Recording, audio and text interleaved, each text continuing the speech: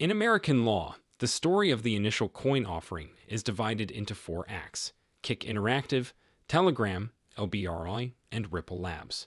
With three of those four lawsuits resolved and Ripple Labs exchanging opposing responses to requests for summary judgment on Friday, December 2, we have concluded a 10-year-long saga. In today's video, we'll look at the prospect of an XRP ICO and whether it can boost the price of XRP. But before we go any further, allow me to relate the story. Continue reading to the end to find out more. If this sounds like something you'd be interested in, make sure to check out this new video right now. Hello and welcome to our channel, where we discuss the newest XRP news and the cryptocurrency world in general. If you are watching one of our videos for the first time, we will gladly offer you a special greeting. We encourage you to enable notifications so you never miss any video. We are pleased to announce that this channel is hosting a 200 XRP giveaway. To be eligible to participate, simply subscribe to the channel, like this video, and comment with the hashtag XRP. The winner will be notified on October 15th. The story begins with long-forgotten projects like Mastercoin and Counterparty, which were blown into public attention alongside projects like Ethereum and are now slowly dying as American crypto developers flee to richer pastures elsewhere. If Ripple fails, as many predicted, its failure will be enormously symbolic. The firm and its accompanying protocol are among the world's oldest and most prominent cryptocurrency ventures. XRP is almost a household name. When Ripple was launched in 2012, the term initial coin offering did not exist. No enforcement action was taken against the then insignificant crypto sector. The Securities and Exchange Commission, SEC, would not announce its first settlement for an alleged registration violation until November 2018, with the Airfox and Paragon ICOs. For comparison, Ripple's network started live on January 1, 2013, nearly 6 years ago. Aside from the fact that XRP has been in the top 10 coins by market cap for nearly a decade, the Ripple project represented a novel method to consensus at a time when other approaches to blockchain coordination of any type were still in their infancy. Ripple has a revolutionary consensus process in which a group of nodes, known as the UNL or Unique Node List, vote round-robin until 80% of them agree on which transactions should be appended to the end of chain. This is comparable to the model known as delegated proof of stake, but without the stake. Tendermint and Cosmos use similar methods to this voting procedure, but without the UNL and with significantly greater decentralization. The benefits of this round-robin method: Ripple supporters claimed that the network can process far more transactions at much cheaper prices. The disadvantages, according to opponents, are that it demands more trust and is not completely decentralized. Fortunately, Ripple's legal problems are not related to the protocol, they are related to the coins. Ripple Labs, or its previous open coin organization, produced 100 billion XRP tokens on the Genesis, which were then given to the company and early officials before being sold into the larger crypto markets to fund Ripple Labs' activities. There was a heated controversy at the time over whether tokens issued in this manner constituted securities. On one side, crypto entrepreneurs stated that token sales might be used as a lightly controlled governance mechanism as well as a crowdfunding instrument. On the other hand, many lawyers, even well-known lawyers, believed that the SEC would ultimately catch on and crack down on the practice. The skeptics were correct, as we now know. FairDesk, before we continue with this video, I'd want to talk about FairDesk. FairDesk is a top trading platform in the blockchain business. When compared to any other proof of staking protocol, it has the most validators that secure all of your activities. FairDesk Labs is dedicated to assisting industry projects, such as technical and marketing solutions. They announced a new VIP system this week, ranging from V1 through V9. FairDesk now offers the industry's lowest trading fee rate, and we're a no KYC and VPN exchange, as well as a top 30 exchange on CoinMarketCap. If you deposit and trade in FairDesk in the next 7 days, your account will be upgraded to VIP 5. You will be eligible for this promotion if you register using the link in the video description. Also, FairDesk enables copy trading, which means you don't need to know everything there is to know about trading, how the market moves, or when to open or end a position, because you may delegate all of these tasks to FairDesk.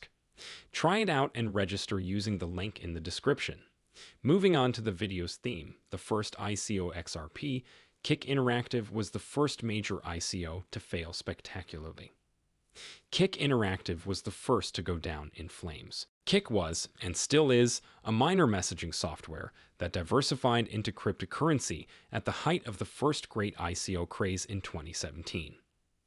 Kick offered tokens to the general public without a registration statement in place. The SEC filed a lawsuit, and Kick lost a summary judgment motion 16 months later.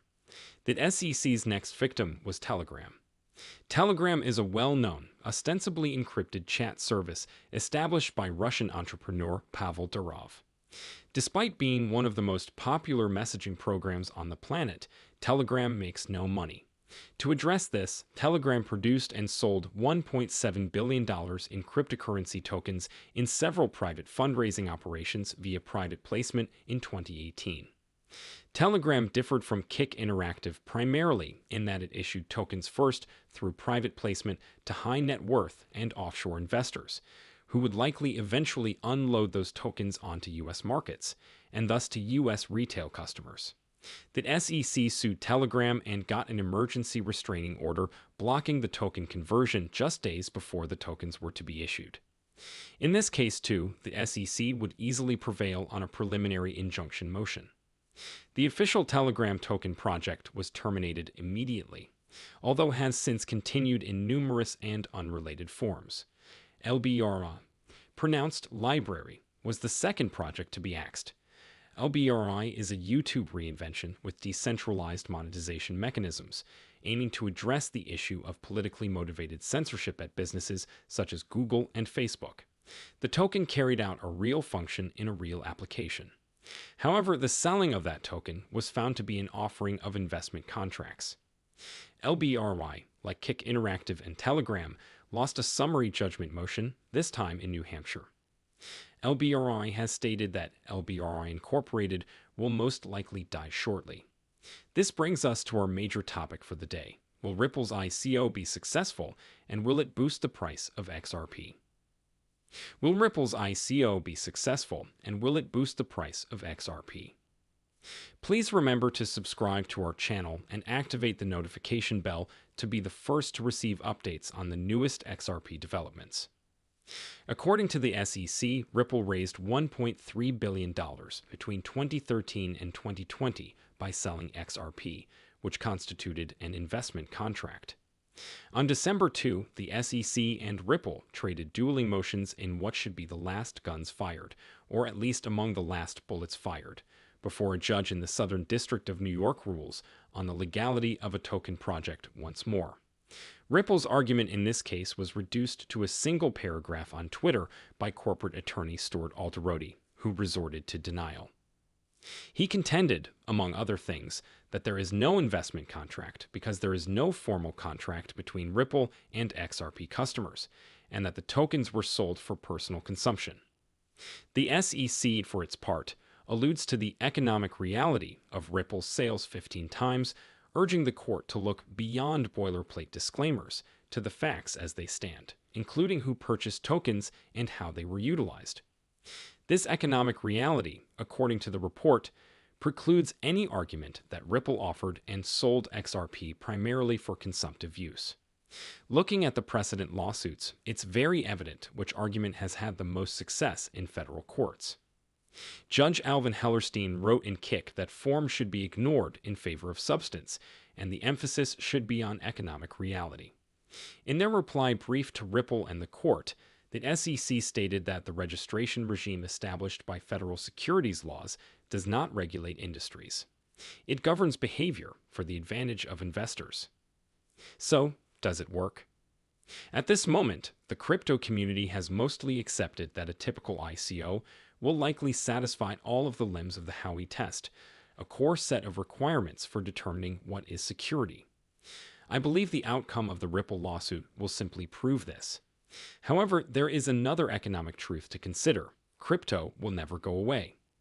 Despite all of the precedents concerning economic reality, the more material fact is that there are hundreds of millions of crypto users worldwide, and that number is expanding quickly, with many of them being Americans. Telling next-generation crypto projects that the only way to comply is to come in and register or die is akin to sending a Ford Model T into space.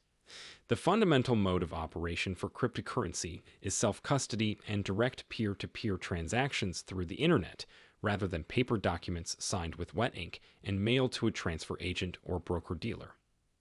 There are no national securities exchanges that allow for the trading of crypto assets. Despite several suggestions and strong market demand, the SEC will not even approve a regulated exchange-traded fund.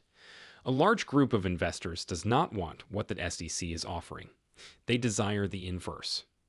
Millions of digital natives utilize trustless smart contracts regularly to make loans and other financial transactions, as well as to grant and purchase assets such as fractional royalty cash flows. They do so instantly from anywhere in the world, with anyone in the world using handheld supercomputers the size of a chocolate bar. They will soon be able to do so with the help of artificial intelligence. Investors will have superhuman talents at their disposal. So, will Ripple's ICO be successful, and will it boost the price of XRP? From the looks of it, Ripple having a successful ICO is a long way off, but you never know what will happen next. Ripple's IPO, initial public offering, will undoubtedly have a significant impact on the price of XRP. Make sure you enjoy the video, subscribe, and click the notification bell. This is quite beneficial to my understanding of the YouTube algorithm. Also, you can help enlighten others in the same way that you have been enlightened by sharing this video with as many people as possible. Let's get this news everywhere, guys. If you are a true cryptocurrency fan, don't miss any of our content. See you tomorrow to discuss the latest news that affects us all as a community.